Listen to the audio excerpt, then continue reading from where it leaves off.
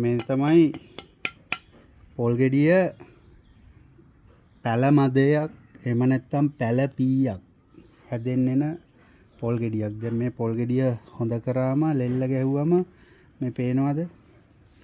මේ ඇස් තුනෙන් එක හැකින් එළියට ඇවිත් තියෙන මේ ඇස් කියන්නේ මේ පොල් ගෙඩිය මෙන්න මේවට. අපිට ඇස් දෙකක් තියෙනකොට පොල් ගෙඩියට ඇස් තුනක් තියෙනවා.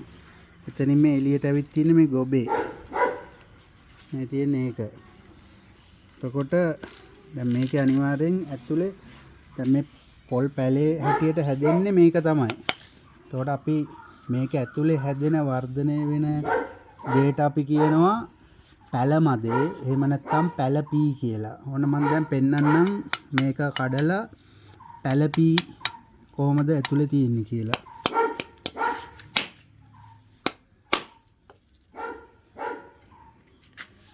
පේනවද? එතකොට මේක තමයි ඇතුලේ පැල මදේ. මේ පැල මදේ කියලා හැදෙන්නේ මේ ඇතුලේ තියෙන පොල් කොටස ජීර්ණය වෙමින් මේකට ආහාරය පැලේ හැදෙන්න ආහාරය හැටියට තමයි මේක හැදෙන්නේ. දැන් මේක බොහොම රසවත් ආහාරයක් අපිට කන්න පුළුවන්.